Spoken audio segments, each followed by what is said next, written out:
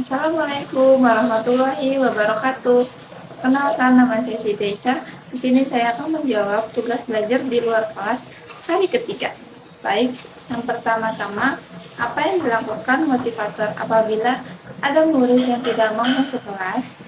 Biasanya, murid yang tidak mau masuk kelas itu murid baru atau murid pembaru. Jadi, peran kita sebagai motivator ialah menyapa dan menerapkan sistem 5S.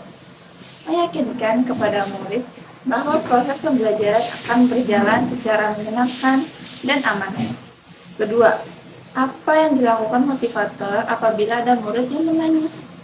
Baik, yang pertama tentunya menanyakan kepada murid tersebut alasannya apa yang membuatnya menangis. Kemudian motivator berusaha keras untuk meyakinkan kepada murid sampai mereka merasa nyaman dan aman serta mau untuk melanjutkan kembali proses belajar di dalam kelas. Yang ketiga, apa yang dilakukan motivator apabila ada murid yang mengganggu murid lain? Sebagai motivator tentunya harus mampu untuk berlaku tegas tetapi bukan galak. Menegur bila murid melakukan kesalahan juga merupakan tanggung jawab kita sebagai motivator. Jadi, motivator harus mampu memberitahu kepada murid bahwa jika dalam proses belajar itu harus bersikap tenang dan tidak boleh mengganggu murid lainnya. Yang keempat, apa yang dilakukan motivator apabila ada murid yang melamun? Ketika ada murid yang melamun, alangkah baiknya kita berusaha untuk menaruh perhatiannya untuk kembali fokus terhadap pembelajaran. Bisa dengan mengajaknya berdialog ataupun bernyanyi untuk mengembalikan fokusnya. Oke, selanjutnya. Apa saja tugas yang harus dilakukan motivator secara periodik setiap minggunya? Biasanya, tugas motivator dalam seminggu selain mengajar yaitu melakukan record dan melaporkan tentang perkembangan anak dalam satu minggu pembelajaran. Yang selanjutnya ada apa sih dari tugas rutin yang harus dilakukan oleh seorang motivator setiap harinya?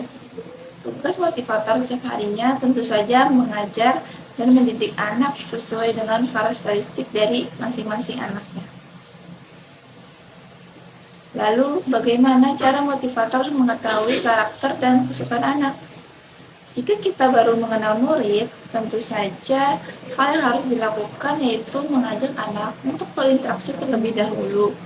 Jika anak sudah mulai percaya untuk berbicara dengan kita, mulailah kita tanya mengenai apa yang mereka suka dan apa kegiatan keseharian yang dilakukan oleh mereka.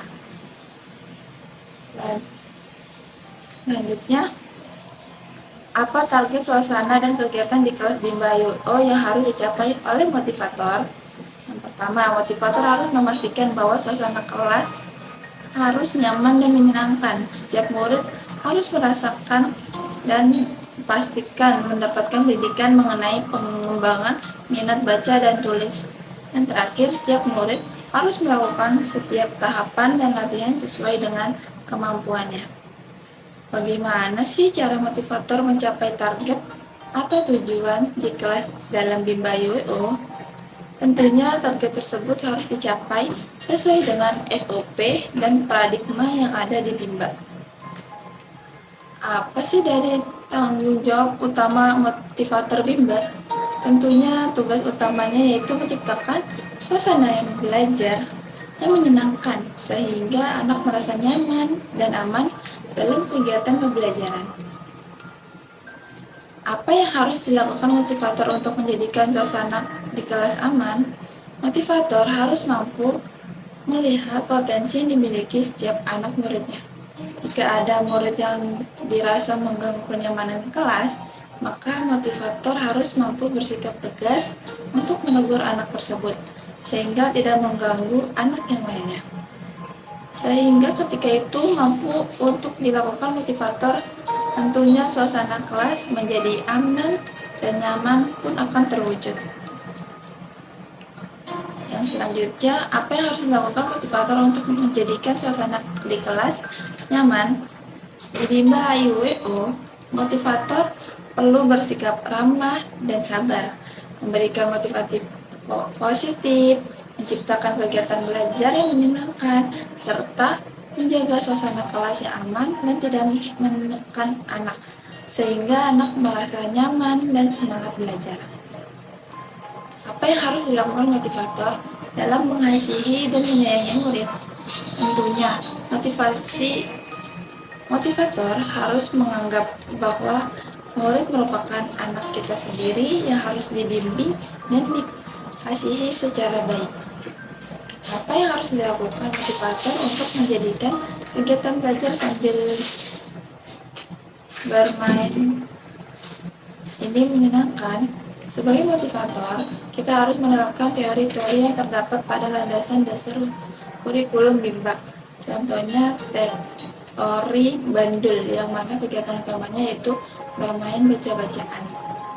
Apa yang harus dilakukan motivator untuk memastikan anak melakukan kegiatan yang berhubungan dengan minat baca? Tentunya kita sebagai motivator harus mengetahui dahulu apa kemampuan dan kemauan dari masing-masing anaknya. Lalu disitulah kita dapat memastikan bahwa setiap minat dan perkembangan anak sudah tepat dan sesuai. Apa yang harus dilakukan motivator untuk memastikan anak melakukan kegiatan sesuai dengan tahapan perkembangannya? Di Bimba AYUWO, motivator harus mengamati kemampuan anak, menyesuaikan kegiatan belajar dengan tahap perkembangannya, serta melakukan stimulasi dan motivasi secara bertahap agar anak belajar dengan nyaman dan sesuai dengan kemampuannya. Cukup sekian dari saya, kurang lebihnya mohon maaf. Assalamualaikum warahmatullahi wabarakatuh.